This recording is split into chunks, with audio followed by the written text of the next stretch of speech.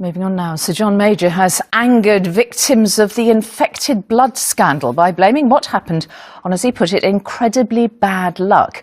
Now that came as the former Prime Minister gave evidence to the inquiry about his role in the Treasury at the time.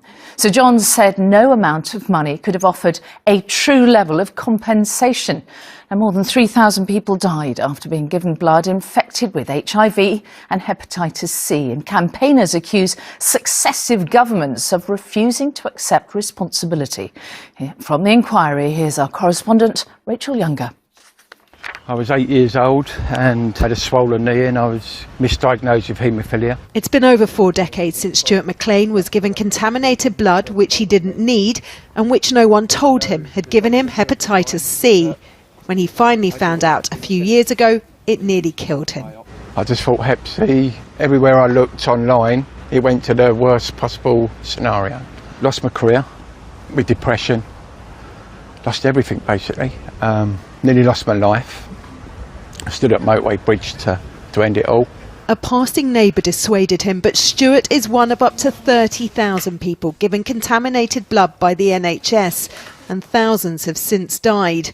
Giving evidence, this former Prime Minister drew gasps of disbelief by suggesting misfortune played a part. There's no amount of compensation you can give that could actually compensate for what had happened to them.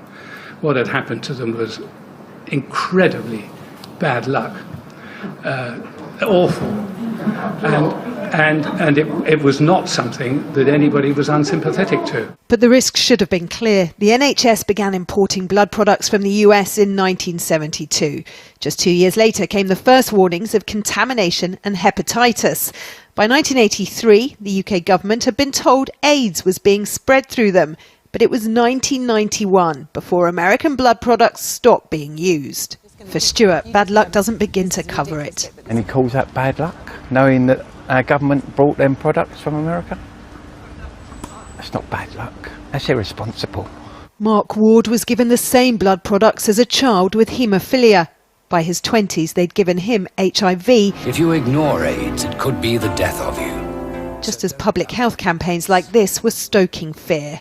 He feels he's lived with government complacency for decades, and today was more of the same. He was in charge of the country whilst we carried on dying, carried on being infected, and he never asked why. That's nothing to do with luck. Away from the inquiry, these vials hold not blood but messages to those who've died. A reminder that whatever the outcome, for too many it will be too late. Rachel Younger, ITV News. And if you have been affected by any of the issues in that report, there are details about where you can get support on our website, and that's at itv.com/news.